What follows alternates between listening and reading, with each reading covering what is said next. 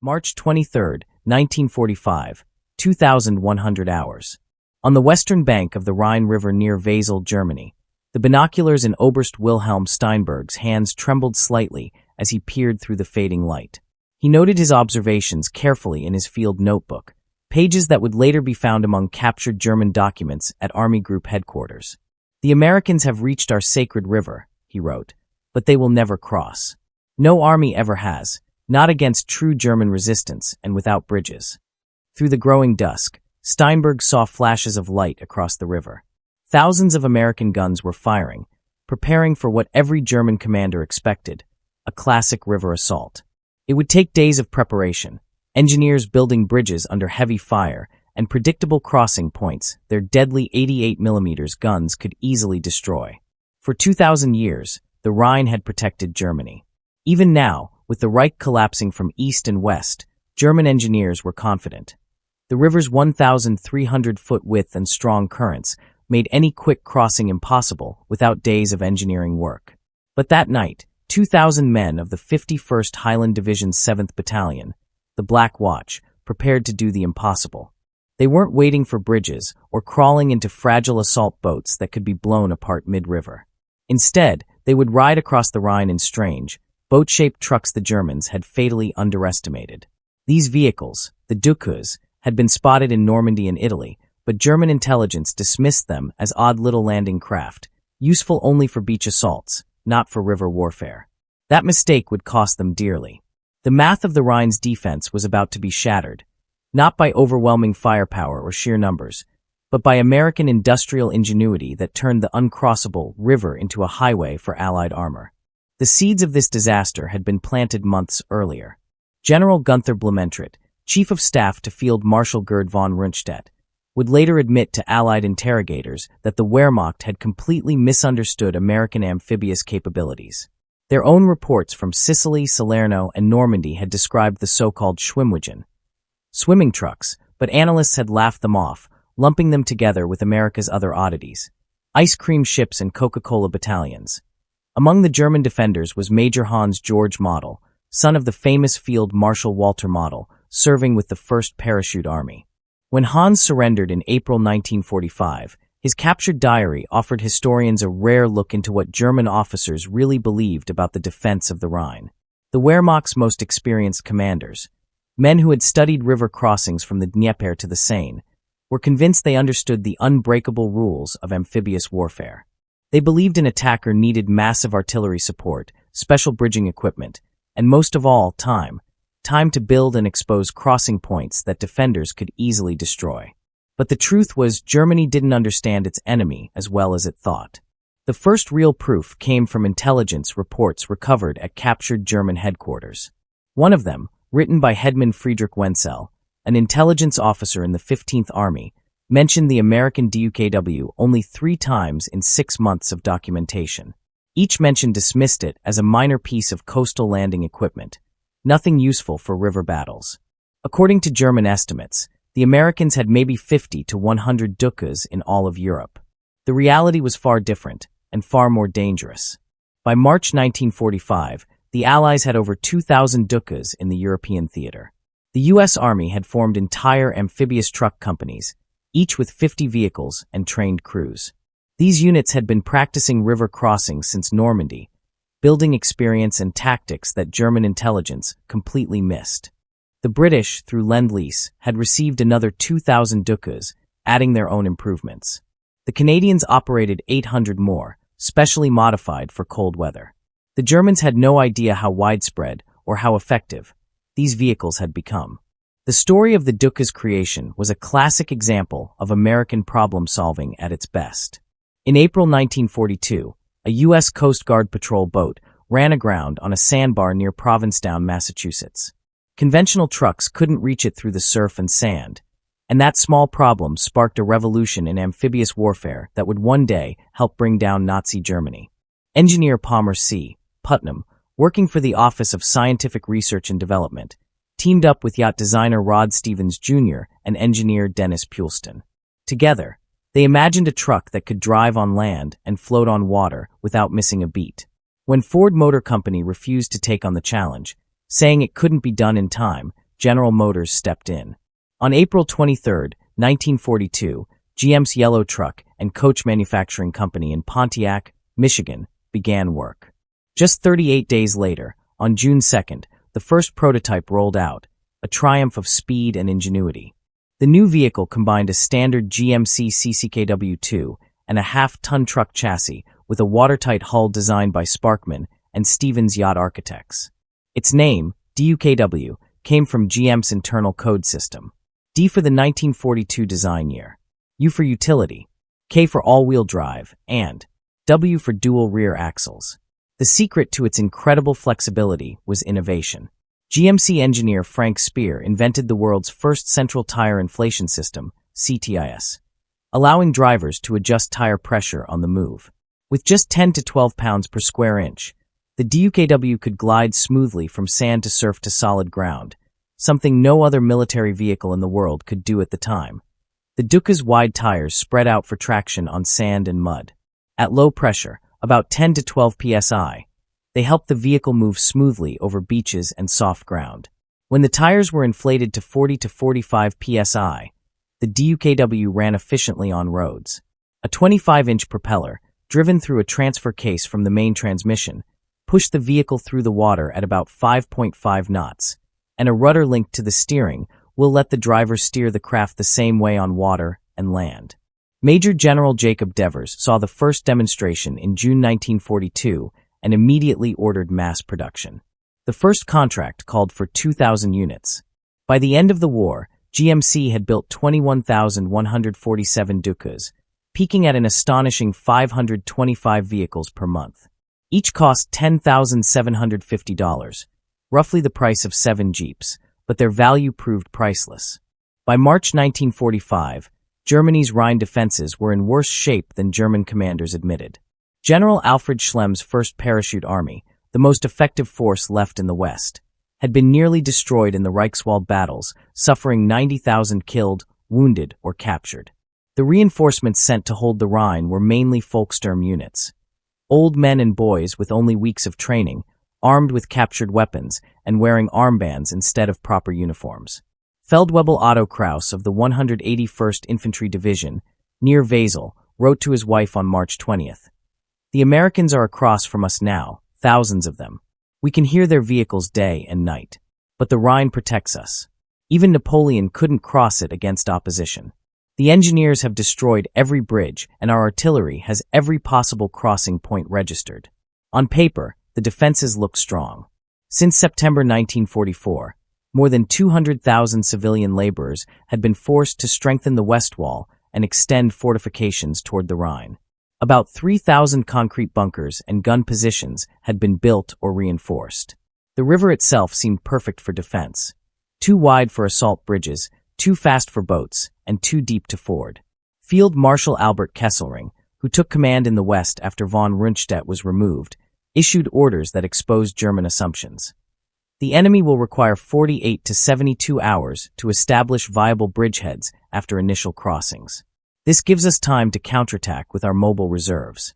Those mobile reserves were the 47th Panzer Corps, with roughly 150 operational armored vehicles, tanks, assault guns, and tank destroyers, meant to cover a front nearly 200 meters wide.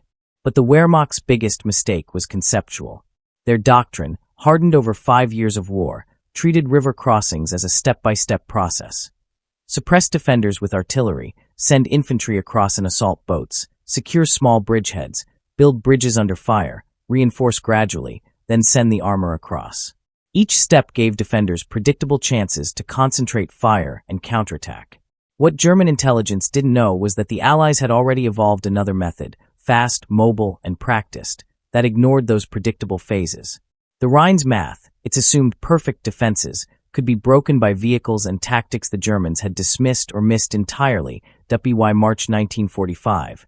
The Allies had gathered the largest force of amphibious vehicles in history along the western bank of the Rhine. By March 22nd, hundreds of DUKWs were hidden in wooded areas and barns within 5 miles of the planned crossing points. Each one had been carefully waterproofed, checked, and loaded with just the right amount of cargo to keep it balanced and stable in the fast-moving river. Lieutenant Colonel William Thompson, commander of the 458th Amphibious Truck Company, remembered the incredible attention to detail. We knew this wasn't Normandy with tides and beach obstacles. The Rhine was about current, about knowing your exit points, and about staying coordinated with our artillery so we didn't get hit by our own shells.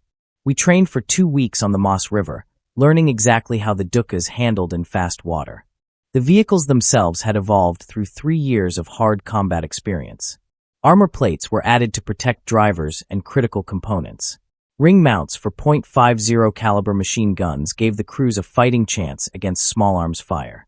Most importantly, powerful bilge pumps were installed that could handle leaks from bullet holes, letting a DUKW keep moving even when its hull was punctured.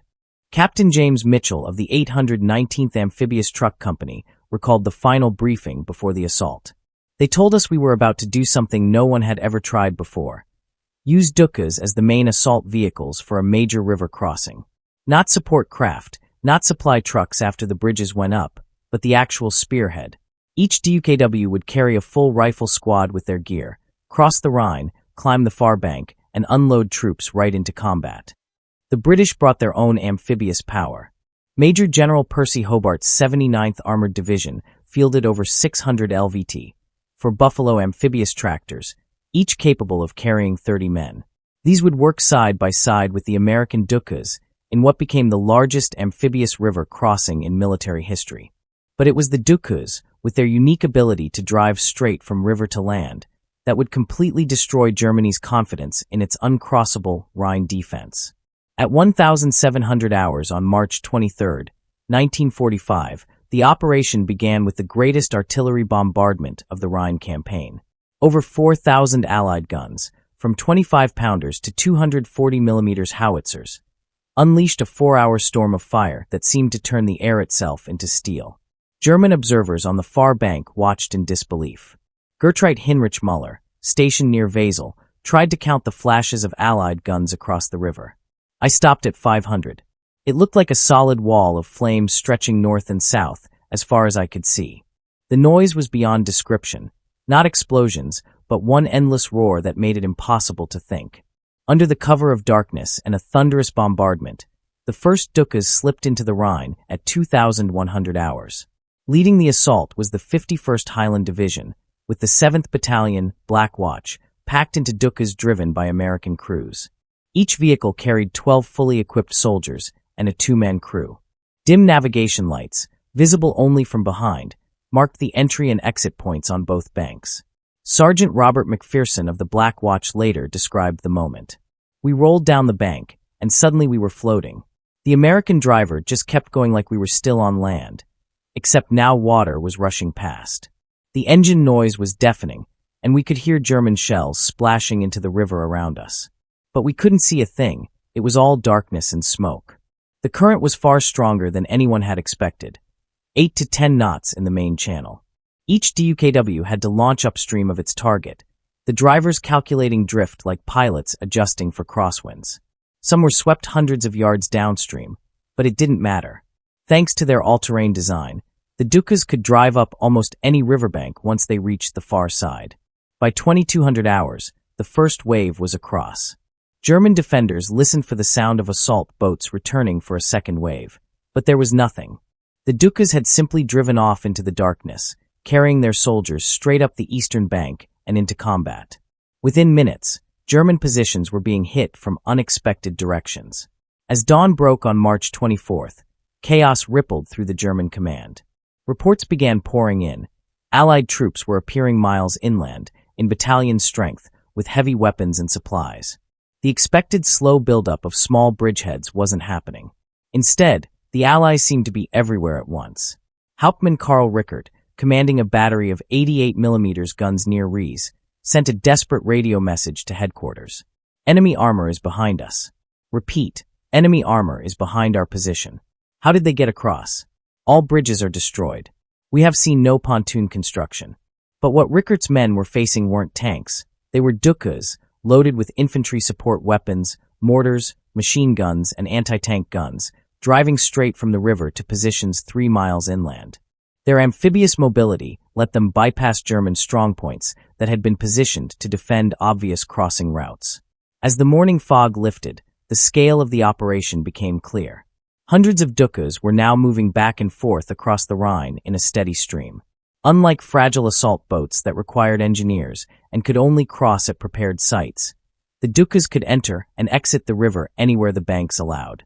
Germany's uncrossable Rhine had just become a highway, and the war on its western front would never be the same again. German artillery observers couldn't believe what they were seeing. Swimming trucks, hundreds of them, were crossing the Rhine at dozens of different points along a 22-mile front. Major Wilhelm Hoffmann, operations officer for the 185th Division, wrote in his war diary, "The enemy has deployed a type of amphibious vehicle in numbers we never anticipated. Our defensive plan assumed 6 to 8 crossing points we could target with concentrated fire. Instead, they are crossing everywhere. Our guns cannot engage so many targets at once." The British Second Army's assault near Wesel combined DUKWs and Buffalo LVTs with devastating effect. The 15th Scottish Division crossed in buffaloes, while the DUKWs followed with heavy weapons, ammunition, and supplies. By 0800 hours, despite fierce resistance from Germany's battered 1st Parachute Army, 3 full Allied divisions were already across the Rhine, fully equipped and advancing inland. Then, at 10 a.m. on March 24th, the sky itself began to roar. The sound of engines grew into a deafening wave as Operation Varsity, the largest single-day airborne assault in history, thundered into action. More than 1,700 transport aircraft and 1,350 gliders filled the sky, carrying 16,000 paratroopers and glider troops. This wasn't the kind of small, isolated drop German commanders expected. It was a coordinated hammer strike, perfectly timed to support the amphibious crossing below. Oberleutnant Franz Weber of the 84th Infantry Division, positioned near Hamminkeln, later described the moment. The sky turned black with aircraft. Parachutes opened like flowers, thousands upon thousands. We thought this was the main attack, that the river crossings were just a diversion. Then we learned the Americans were already 10 kilometers behind us, with their swimming trucks. The U.S. 17th Airborne and British 6th Airborne Divisions landed within artillery range of the Rhine, a tactic the Germans hadn't anticipated. In earlier airborne operations, paratroopers had been dropped far behind enemy lines, forced to fight alone until ground forces could reach them. This time, they landed just 6 miles from the river, directly supporting the amphibious assault. The coordination between the airborne and amphibious units was flawless. DUKWs carrying ammunition, fuel, and medical supplies drove straight from the riverbanks to the paratroopers' landing zones, areas that, in previous operations, would have needed risky airdrops or long overland supply convoys. In the days that followed, wounded paratroopers were evacuated in DUKWs making their return trips to the western bank, something that had never been possible in traditional airborne operations. Together, the airborne and amphibious forces shattered the last great German defensive line. The Rhine, once considered Germany's natural fortress, had been crossed in a single night. Private First Class Donald Burgett of the 17th Airborne Division would never forget what he saw that day. "We were fighting for this crossroads when these weird-looking truck boats came driving up," he later wrote. "No splashing, no bogging down. They just drove out of the woods like regular trucks, except we knew they'd just crossed the Rhine." The crew chief yelled, "Anybody need ammo?" We thought we were hallucinating. By noon on March 24th, German commanders finally grasped what had hit them. This wasn't simply a clever river crossing. It was a revolution in amphibious logistics, one that shattered every assumption in their defensive planning. Traditional crossings unfolded in predictable, dangerous phases. First, the assault boats secured a bridgehead. Then engineers built bridges. Only after that could supplies and reinforcements flow in. Each phase was slow, exposed, and vulnerable to counterattack. Bridges, once built, became magnets for German artillery and Luftwaffe strikes. But now, the DUKWs had changed everything. Lieutenant Colonel George Sims, logistics officer for the 16 Corps, called his new supply system DUKW highways. On the western bank, vehicles were loaded with ammunition, food, fuel, and medical supplies. Then they simply drove into the Rhine, crossed under their own power, and emerged on the far side, ready to deliver their cargo directly to frontline units. No unloading at the riverbank, Sims explained. No transfers to other trucks. No waiting for bridges. His records show that they were running 50 DUKWs per hour at one crossing point. Each carried 2.5 tons of supplies, or 25 men. That's 125 tons of supplies, or 1,250 troops, every single hour, around the clock. And the Germans couldn't stop it. They kept looking for bridges to bomb, but there were none to find, just trucks driving straight through the water. The psychological shock was enormous. Feldwebel Hermann Gutz, of the 2nd Parachute Regiment, wrote bitterly in his diary, "They have unlimited vehicles that swim. How do you stop an army that can turn any river into a road? We blow up bridges for nothing. They don't need bridges." Even American supply sergeants were stunned by the speed and surreal nature of the operation. Technical Sergeant Anthony Russo of the 30th Infantry Division described it best. "We're 3 miles from the Rhine, on the German side, setting up a supply dump, and it feels like the front line has just skipped the river entirely." What began as a river crossing had become something far more profound. The moment when the Allies transformed water into roadways and rendered Germany's natural defenses obsolete. And then, out of nowhere, a DUKW rolled up straight from the river, dripping wet, engine humming, carrying hot food in insulated containers. The cooks on the western bank had made the meal, one soldier remembered, loaded it into the duck, and it drove straight to us. Hot coffee, in the middle of a battle. The Germans must have thought we'd lost our minds. By March 25th, German commanders were facing a reality their doctrine had never imagined. The Rhine, Germany's legendary defensive barrier, had become irrelevant, not conquered, not breached, but bypassed entirely by American industrial ingenuity. German intelligence had once dismissed the DUKW as a strange, impractical experiment. Now it was rewriting the rules of warfare. That morning, General Alfred Schlemm, commander of the 1st Parachute Army, gathered his surviving officers in a farmhouse near Brunnen. What was said there, later pieced together from captured officers' testimonies, revealed just how shaken they were. Schlemm reportedly told his men, "Gentlemen, we prepared to fight the last war. We assumed the enemy would attack our fortress. Instead, they drove around it." The numbers spoke for themselves. In the first 48 hours, DUKWs had carried over 15,000 troops across the Rhine, along with 1,200 vehicles, including jeeps, trucks, and light armor. Using traditional methods, that would have taken days, maybe longer. Artillery pieces were already being ferried across and firing from the eastern bank before German intelligence even realized the crossing had begun. Oberst Heinrich von Lüttichow, commanding the shattered remains of Panzer Brigade 106, tried to counterattack near Wesel on March 25th. His unit's war diary recorded the chaos. Attacked toward river to destroy enemy bridgehead. Found no bridgehead in the traditional sense. Enemy forces distributed across a 15-kilometer front with no apparent center. Swimming vehicles continuously reinforcing all points. Impossible to identify critical target. Attack failed with heavy losses. The British were enjoying the same success.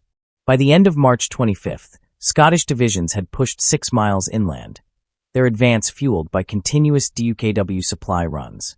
Royal Artillery forward observers even called in fire missions while riding inside DUKWs, using the vehicle's mobility to dodge German counterfire. The crossing of the Rhine exposed something deeper than just tactical brilliance.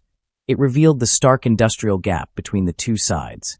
The Germans had craftsmanship, precision engineering, and experience. But the Americans had something far more powerful: mass production and adaptability. The ability to turn rivers into highways and technology into unstoppable momentum. While the Germans had built their own amphibious vehicle, the Landwasserschlepper, or LWS, the comparison between it and the American DUKW revealed everything about why Germany ultimately lost the war. On paper, the LWS was a superb machine. It could carry 20 men, nearly as many as the DUKW's 25, but with better armor protection. Its track design gave it superior traction in mud and snow, terrain where wheeled vehicles often struggled. German engineers had mastered incredibly complex systems. Waterproof tracks, powerful bilge pumps, and robust hull sealing. As a piece of engineering, the LWS was remarkable, a masterpiece of precision design. But there was a fatal flaw. Germany built only about 100 units, and even fewer ever saw real combat. Each one required specialized components, skilled craftsmen, and scarce materials for its armor and waterproofing. The result? A single LWS cost around 75,000 Reichsmarks, roughly 7 times the cost of a DUKW. Meanwhile, General Motors in the United States was producing DUKWs by the tens of thousands. By the end of the war, 21,147 DUKWs had rolled off assembly lines, built using existing truck components and mass production methods perfected in America's booming wartime industry. Each DUKW shared its engine, transmission, and axles with the standard CCKW 2.5-ton truck, of which over 562,000 were built. This meant any mechanic who could fix a truck could fix a DUKW. Spare parts were everywhere. If something broke, it was repaired within hours or cannibalized from another vehicle. Master Sergeant Edwin Coleman, maintenance chief for the 462nd Amphibious Truck Company, explained it best. We kept 90% of our ducts running through the whole crossing. If something broke, we had the part. If we didn't, we just used one from a regular truck. Try doing that with one of those fancy German wonder weapons. That difference between craftsmanship and practicality, perfection and mass production, defined the entire war. The DUKW wasn't designed to be beautiful or complex. It was designed to work and to be driven by ordinary soldiers, not elite specialists. Any GI who could drive a truck could learn to operate a DUKW in a few hours. In contrast, German vehicles like the LWS required highly trained crews who had spent months mastering their machines. This was more than a technological contrast, it was a philosophical one. America's war machine was built on the idea of simplicity, adaptability, and numbers. Germany's was built on precision, expertise, and exclusivity. And in the chaos of war, simplicity and numbers won. Personal accounts from both sides of the Rhine tell the same story, not of blueprints or production charts, but of young men watching warfare transform before their eyes. They saw rivers turned into highways, swimming trucks that defied logic, and an industrial miracle that had changed the very shape of the battlefield. Private First Class James H. of the 89th Infantry Division would never forget the moment he first saw a DUKW. We were lined up on the west bank, he recalled, expecting to cram into assault boats under fire, just like we'd trained. Then these things rolled down the slope. They looked like boats, but they had wheels. And out steps a Navy guy. Yeah, the Navy in the middle of Germany, waving us aboard. I asked him, "What the hell is this thing?" He just grinned and said, "Your taxi to Berlin, soldier." The presence of U.S. Navy personnel deep in continental Europe only added to the Germans' confusion. Seaman Second Class Robert Moody, assigned to a naval detachment operating DUKWs during the Rhine crossing, remembered their disbelief. We captured a few Germans who just stared at our Navy uniforms. One who spoke English kept asking, "How is the American Navy here? The ocean is 300 miles away." He simply couldn't process what he was seeing. For German soldiers, the sight was beyond comprehension. They had prepared for a traditional river defense, for bridges, assault boats, and pontoon crossings. What they faced instead were trucks that swam. Lieutenant Friedrich Schulzer of the 338th Infantry Division wrote in a letter later captured after his unit's surrender. They came across the river like it was a street. Not sneaking, not hiding between artillery barrages, but driving. Trucks full of soldiers, driving through the Rhine. We fired at them, but more kept coming. Always more. Where did they get so many? Unterarzt, medic, Paul Braun, captured on March 26th, told interrogators something that summed up the collapse of German expectations. "We were told the Rhine would stop you for weeks, that you'd have to build bridges we could destroy, that your assault boats would be easy targets for our guns. Nobody told us about swimming trucks. Nobody warned us you could cross anywhere, anytime. We prepared for the wrong war." By the evening of March 26, 1945, just 72 hours after the first DUKWs had entered the Rhine, the German defensive line had completely disintegrated. What Wehrmacht doctrine had claimed would take weeks of brutal fighting was accomplished in just 3 days. The mighty Rhine, once hailed by German propaganda as an impenetrable barrier that would protect the Reich until peace negotiations could be reached, had simply ceased to matter. The Americans hadn't conquered the river. They had driven through it. The numbers from those 3 days told the full story of the revolution that had just unfolded. The DUKWs completed over 5,000 crossings, ferrying 15,000 troops, 1,200 vehicles, and 3,000 tons of supplies, while also evacuating 2,000 wounded men. Under normal conditions, using traditional bridge-building operations, that kind of movement would have taken 2 weeks and would have come under constant German attack. But now, The impossible had been done in just 72 hours. Even Field Marshal Bernard Montgomery, often accused of being too cautious, had stunned everyone, including the Germans, by achieving total surprise through his massive use of amphibious vehicles. In his after-action report, he wrote, "The enemy expected us to cross the Rhine. They did not expect us to drive across it. The distinction proved fatal to their defense." When General Dwight D. Eisenhower visited the crossing sites on March 26th, he was amazed by what he saw.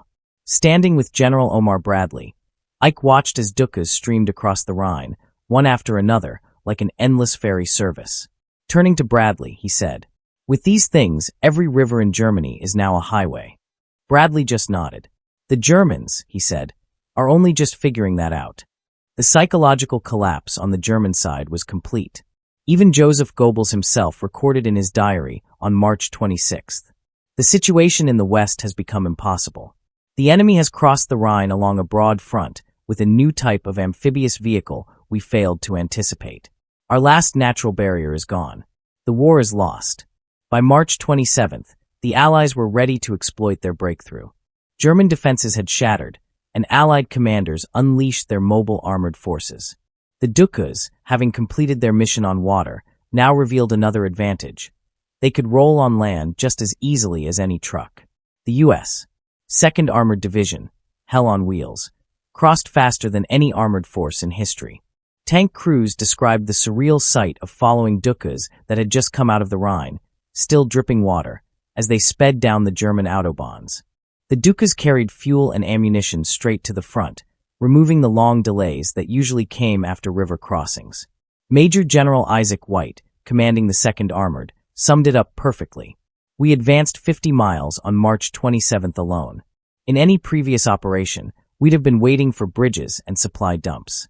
Instead, the DUKWs kept up with us, crossing rivers ahead of our tanks, scouting new routes, and setting up supply points before we even arrived." German resistance quickly collapsed into scattered, isolated pockets.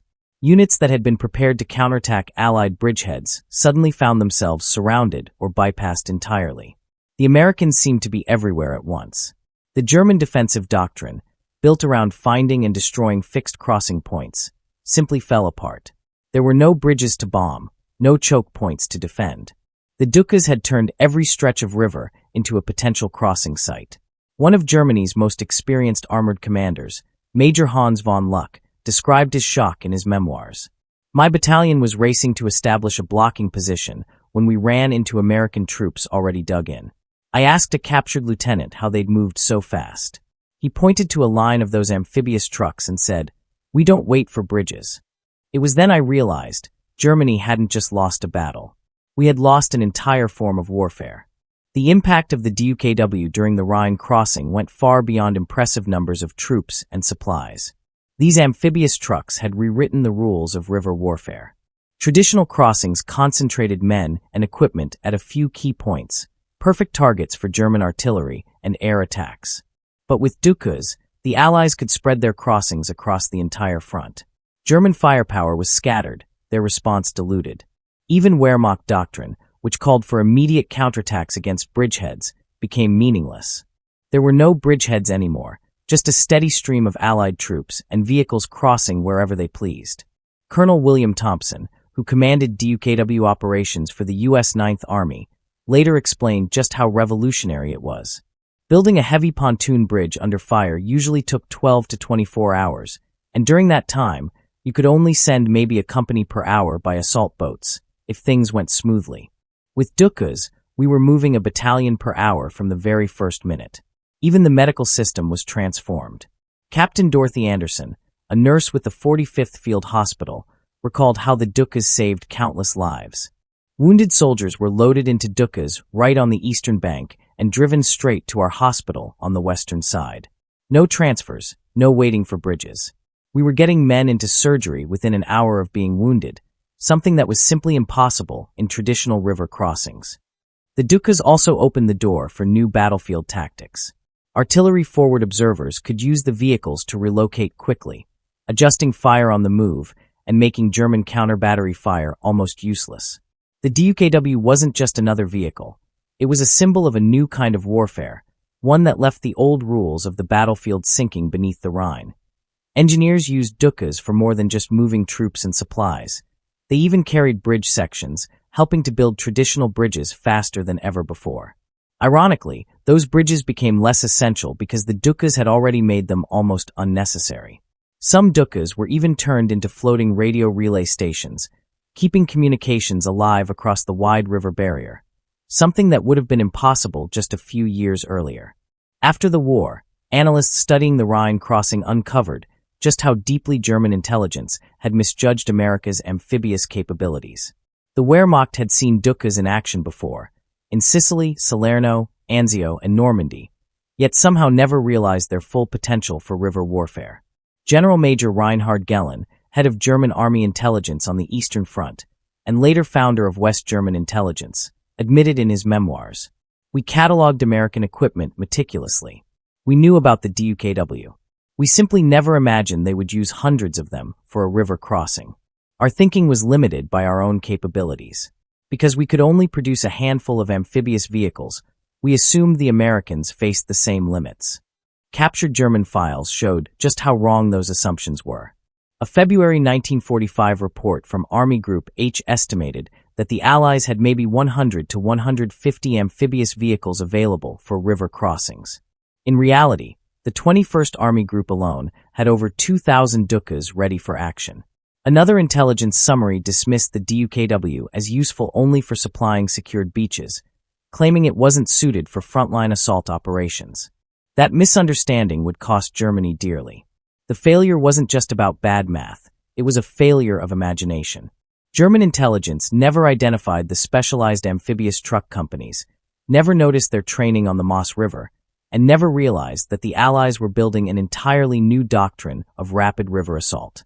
Major Joachim Engelmann, the intelligence officer for Germany's 1st Parachute Army, confessed after being captured. "We studied every Allied river crossing, from the Rapido to the Seine. We thought we understood their methods. The mass use of amphibious vehicles never entered our calculations. It was as if they had developed the ability to fly tanks across the river, completely outside our frame of reference." Despite all the success, the Rhine crossing was not without cost. It wasn't the bloody slaughter that older river assaults had been, but men still died. Even with all the innovation, courage and sacrifice remained the price of victory. Allied casualties during Operations Plunder and Varsity reached 6,781 men, 3,968 British and Commonwealth, and 2,813 American. The cost was heavy, especially for the airborne troops who jumped straight into the fire. The 17th Airborne Division alone lost 430 soldiers, killed in just one day. German anti-aircraft fire tore through the skies, bringing down several aircraft before paratroopers even had a chance to jump. Even the DUKW crews, racing to ferry the wounded back across the river, weren't spared. Several of the amphibious trucks were hit by German artillery and sank with everyone aboard. Oskar Friedensen, a combat engineer with the 89th Infantry Division, recalled his unit's brutal crossing at St. Gorshausen on March 26. "We lost 250 men out of 420 trying to secure our sector. The DUKWs got us across fast, but the Germans were waiting on the high ground with machine guns and mortars. Speed doesn't make you bulletproof." On the German side, casualties were catastrophic. The 1st Parachute Army, once one of Germany's most elite formations, was effectively wiped out as a fighting force. In just the first 72 hours, over 16,000 German soldiers were taken prisoner. Many didn't even wait to fight. They simply dropped their weapons and surrendered once they realized the Rhine barrier had failed. Entire units were suddenly surrounded as DUKWs ferried American troops across unexpected points of the river, appearing behind German lines. Gefreiter Vera Hoffmann of the 84th Infantry Division, captured on March 25, explained the shock in his interrogation. "We held our positions for 2 days, firing at what we thought were crossing sites. Then Americans appeared behind us. When we asked prisoners how they crossed, they pointed at those swimming trucks. Our lieutenant threw down his weapon and said, 'If they can drive trucks across the Rhine, the war is over.'" Nobody disagreed. One of the most extraordinary moments of the entire operation came on March 25, when Prime Minister Winston Churchill decided he was going to cross the Rhine himself. This wasn't just a photo opportunity. Churchill knew exactly what it meant. The Rhine had always been Germany's sacred defensive line, the river that invaders were never supposed to cross. Churchill, joined by Field Marshal Montgomery and General Alenbrook, first observed the crossing from a blown-out railway bridge at Wesel. But then, against the urgent pleas of his security team, and in direct defiance of Eisenhower's orders, Churchill boarded an American LCVP landing craft and crossed to the eastern bank. Lieutenant Colonel Trumbull Warren, Montgomery's aide-de-camp, described the scene. The Prime Minister was absolutely determined. He said, "I'm going to cross the Rhine. I've waited years for this moment." Those were the words of Winston Churchill as he stood aboard an American landing craft crossing the Rhine River on March 25, 1945. The American crew was stunned when they realized who their passenger was. The Prime Minister of Great Britain himself, cigar clenched between his teeth, grinning and flashing his famous V for Victory sign. Before anyone could protest, Churchill was already on board. For 30 tense minutes, he stood on German soil east of the Rhine as enemy artillery shells landed dangerously close, showering the group with dirt and debris. Churchill simply bent down, scooped up a handful of soil, and said quietly, "German soil." It was a reckless move, militarily unnecessary and personally risky, but symbolically it was electrifying. The leader of Britain, standing on conquered German territory, while his armies streamed across a river once thought impassable. Ironically, this dramatic gesture was only possible because of the DUKWs and landing craft that were running non-stop across the river. With traditional bridges, Churchill's crossing would have shut down vital military traffic. But the distributed amphibious crossings meant soldiers, supplies, and even prime ministers could move freely at any time. Post-war analysis by the U.S. Strategic Bombing Survey concluded that the success of the Rhine crossing accelerated the end of the European War by 3 weeks. The key wasn't just that the Allies crossed, it was how fast and how broadly they did it, thanks to the DUKWs. In a normal operation, the Allies would have spent weeks fighting to establish small bridgeheads, building bridges under fire, reinforcing gradually, and finally breaking out after supplies caught up. During that time, German forces could have regrouped, destroyed infrastructure, or even tried to negotiate. Instead, the Allies achieved in 72 hours what German planners believed would take weeks. By March 26th, 3 Allied armies were already pouring into Germany's interior, and by April 1st, they had surrounded the Ruhr, Germany's industrial heartland. The speed of the advance was so great that the Germans couldn't even destroy their own factories or bridges before the Allies captured them. General Omar Bradley later estimated the cost that had been avoided. If we'd had to cross the Rhine the traditional way, assault boats, engineers building bridges under fire, slow reinforcement, we'd have lost 50,000 men minimum. The DUKWs turned what should have been a bloodbath into a transportation exercise. The impact went far beyond the Western Front. When Soviet commanders heard how quickly the Allies had crossed the Rhine, they accelerated their own push toward Berlin, desperate not to let the Western armies reach the Nazi capital first. The race for Berlin, and the division of post-war Europe, was now in full motion, driven by American amphibious trucks. By March 28, 1945, Germany's Western command structure had collapsed completely. Communications failed, headquarters were captured or in retreat, and chaos spread across the front. The Rhine breakthrough had shattered any chance of coordinated defense. Field Marshal Walter Model, commander of Army Group B, found his forces encircled in the Ruhr pocket. His final order, issued on March 29th, was a message of despair. The enemy has achieved the impossible at the Rhine. Further resistance only increases suffering. I release all soldiers from their oath. Save yourselves as best you can. Model took his own life on April 21st, refusing to surrender. The psychological collapse of the German army was now total. Soldiers who had once fought ferociously for every town and every street were surrendering by the thousands. The Rhine, a river that had symbolized Germany's strength and security for 2,000 years, had fallen in just 72 hours. If even the Rhine couldn't stop the Allies, what could? Civilians and soldiers alike began to lose hope. Some local officials started negotiating surrenders to spare their towns from destruction. Even high-ranking Nazis saw the writing on the wall. Hans Frank, the Nazi governor of Poland, wrote in his diary, "The Rhine is crossed. The sacred river that protected Germany for 2,000 years has fallen in 72 hours. If there was any doubt about our fate, it is gone. We face not defeat, but annihilation." The Rhine crossing completely changed how the military thought about amphibious warfare. Before March 1945, amphibious assault usually meant attacking from the sea, like the D-Day landings in Normandy or the island battles in the Pacific. But the Rhine showed something new. These same amphibious skills could decide battles on land too. According to the U.S. Army's official history, the massive use of DUKW amphibious trucks at the Rhine was a true military revolution, just as important as the invention of tanks in World War I. For the first time, rivers stopped being obstacles and became just another road to drive on. Even the Soviets were amazed. Colonel Ivan Yakushin, watching from Allied headquarters, sent a report back to Moscow. The Americans have solved the river crossing problem through mass production. They've built so many amphibious vehicles that rivers no longer matter. He warned that this would change future wars in Europe forever. The British Army came to the same conclusion.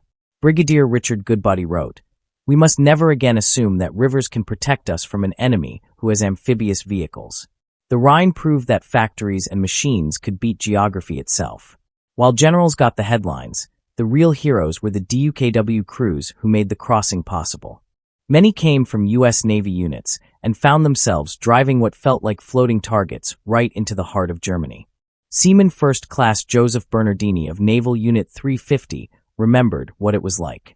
You're driving this big, slow target across 1,300 feet of open water. German 88s are firing at you. Mortars are landing close. Machine guns are searching for your range. You can't dodge much, or the current will take you.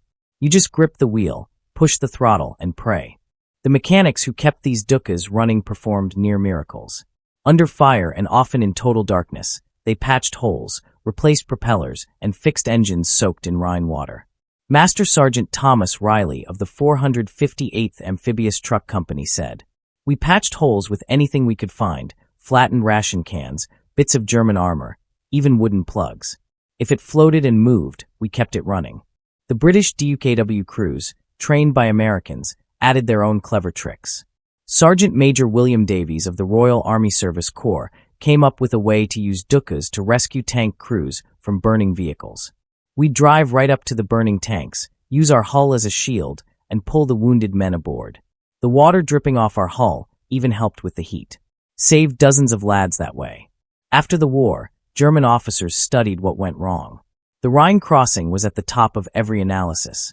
Not just as a material failure, but as a failure of imagination. Former Chief of Staff General Franz Halder admitted in 1948, "We prepared for everything, reserves, artillery, demolitions. We followed all our doctrine. But we never imagined the enemy would have hundreds of vehicles that could simply ignore the river's existence." The Wehrmacht's final operational report, written by captured German officers in 1946, made a stunning admission. The American use of amphibious vehicles in such massive numbers was a kind of warfare we neither expected nor could stop. Even if we had known, German industry could never have built that many. The battle for the Rhine was lost in Detroit's factories, not on the Rhine's banks. Colonel General Heinz Guderian, the father of German armored warfare, summed it up best. "We Germans perfected the art of warfare. The Americans perfected the business of warfare. At the Rhine, business defeated art.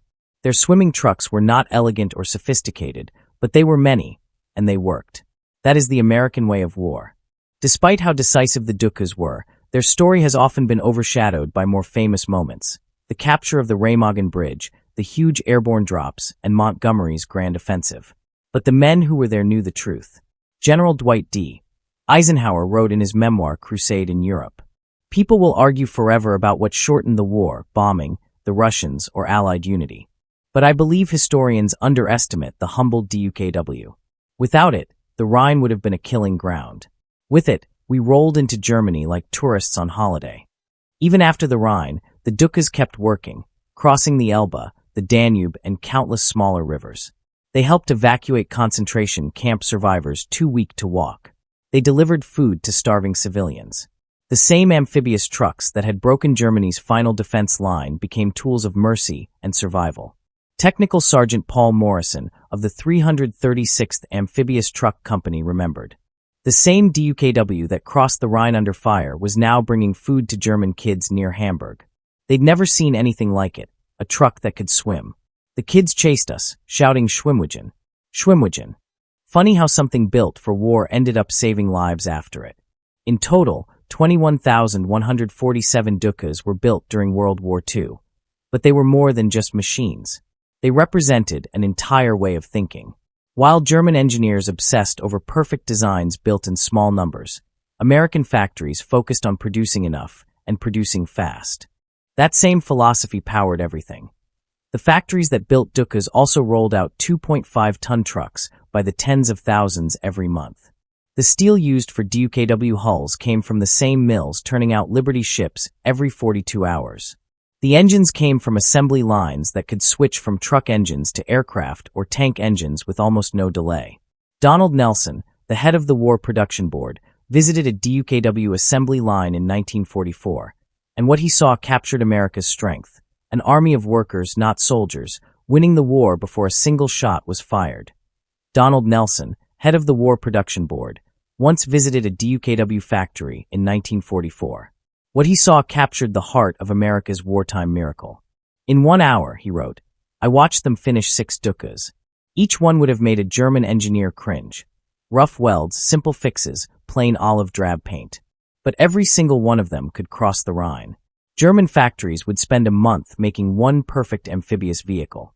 We built 180 good enough ones in that same time. By comparison, Germany's own amphibious vehicle, the Landwasserschlepper, revealed the weakness of their approach. Each one needed expert craftsmen, hand-fitted parts, and long testing. When Allied bombers hit their supply lines, production stopped cold. One missing bolt could halt everything. In America, if a part ran short, factories just swapped in a different one and kept going. The success of the Rhine crossing sent shockwaves through the final weeks of the war. Across the collapsing Reich, German troops heard the news. The Allies had crossed the last great river barrier as if it were nothing. Morale, already cracked, completely shattered. In Italy, German divisions that had held the mountains for months suddenly began to retreat. Field Marshal Kesselring admitted grimly. News of the Rhine crossing caused an immediate collapse in troop morale. Soldiers asked me, if the Rhine cannot stop them, what can? I had no answer. In Norway, Denmark, and the Netherlands, German commanders began negotiating local surrenders. The myth of the impregnable Rhine, once a symbol of German pride and hope for peace talks, was gone.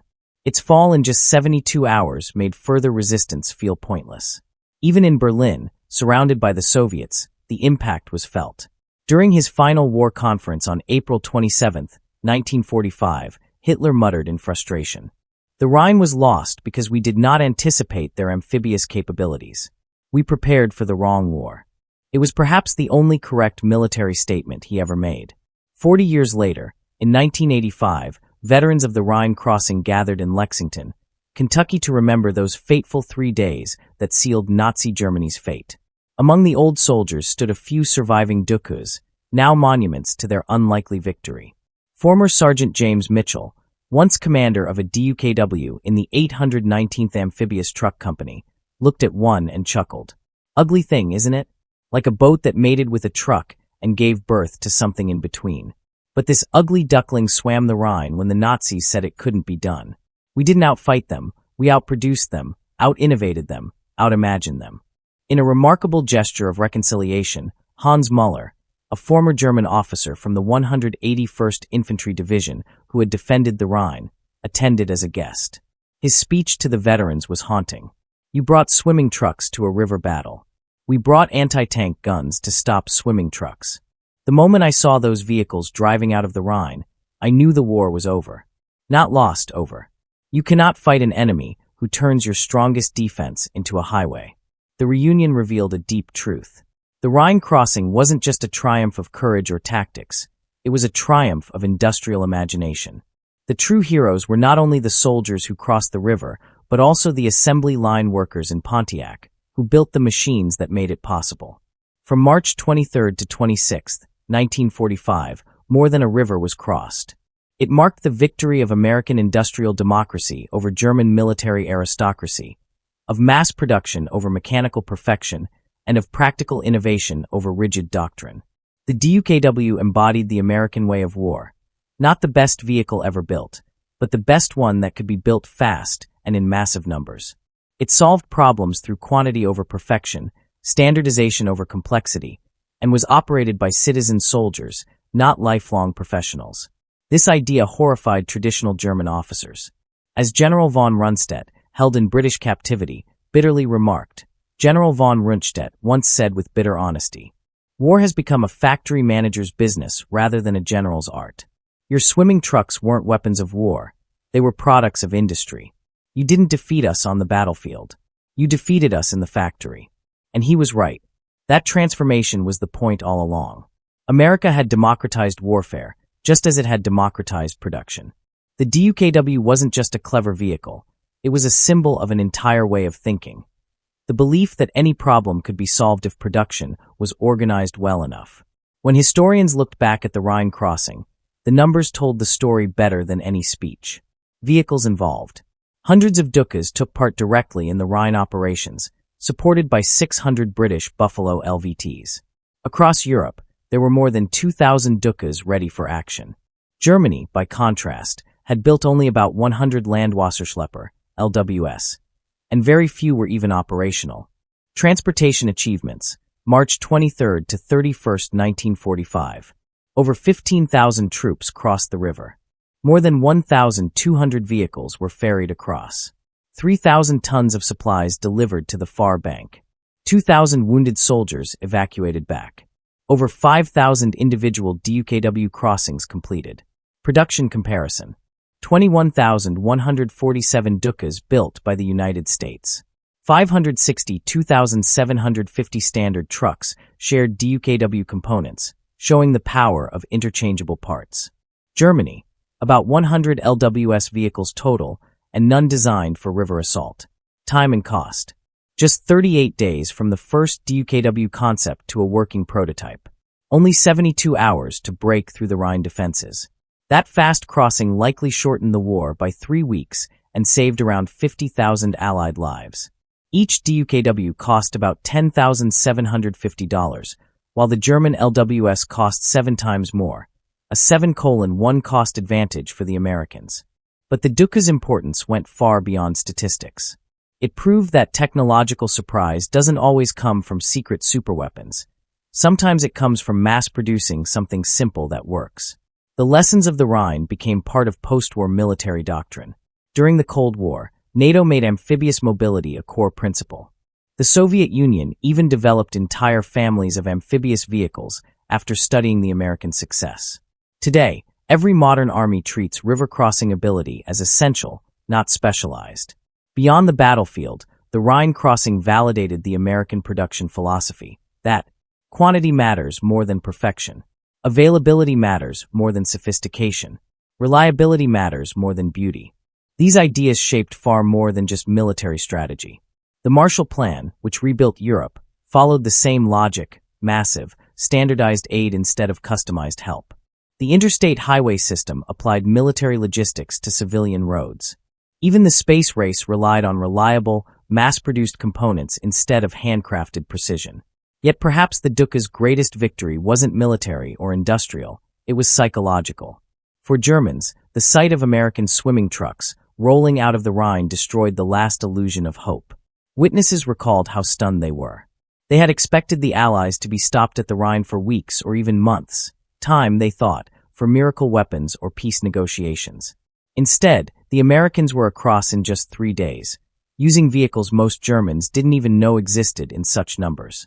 The shock was overwhelming. Frau Elizabeth Becker, who lived near Wesel, remembered. "We heard the artillery on March 23rd, terrible thunder all night. We expected weeks of fighting. On March 26th, American trucks were already driving past our home, still wet from crossing. My father, a veteran of the Great War, saw them and said, 'When your enemy can drive trucks through rivers, the war is over.'" He was right.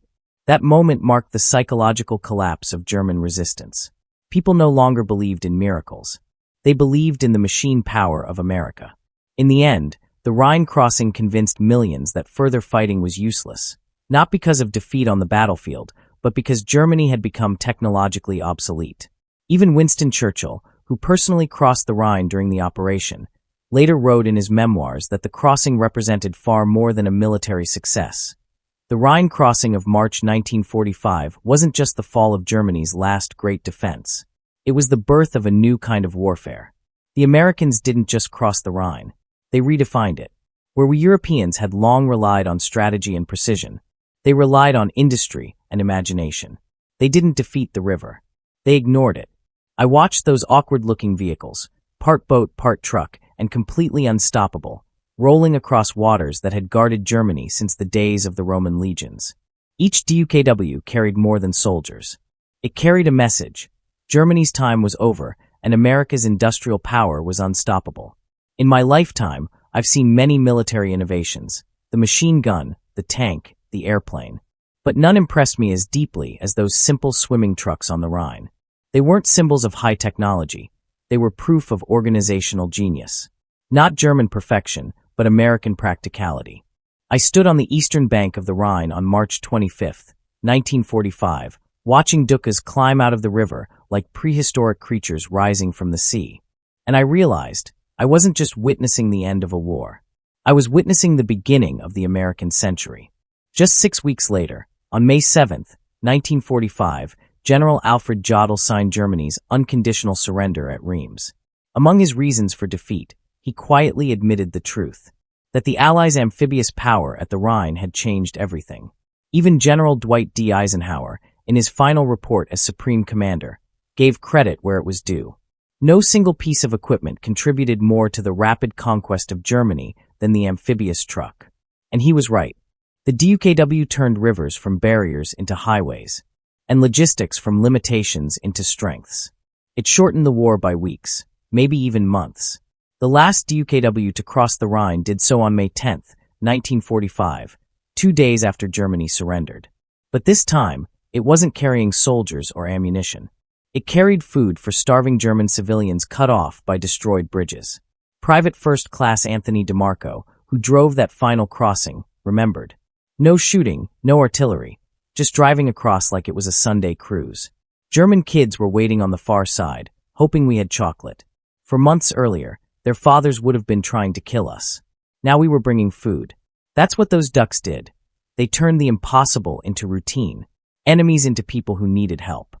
The Rhine crossing of 1945 remains one of the defining moments in modern military history, not for its tactics alone, but for what it symbolized.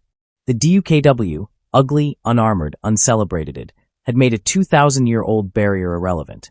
Germany's defenders prepared for every possible scenario, except one. That American industry could build 21,000 amphibious trucks, making rivers themselves obsolete. They didn't lose the Rhine because of poor planning or lack of courage. They lost because they couldn't imagine what American factories could do. The Rhine wasn't conquered. It was outproduced. It was industrially obsolete. Between March 23 and 31, 1945, hundreds of DUKWs crossed the river, carrying not just men and supplies, but the future. They didn't just carry soldiers across the Rhine. They carried proof that American mass production could change the very nature of war itself. Every German soldier who watched a DUKW climb up the Rhine's eastern bank wasn't just seeing a vehicle. They were witnessing the death of traditional military limits. Field Marshal Bernard Montgomery summed up the entire operation in a single, unforgettable line. We didn't assault the Rhine. We commuted across it.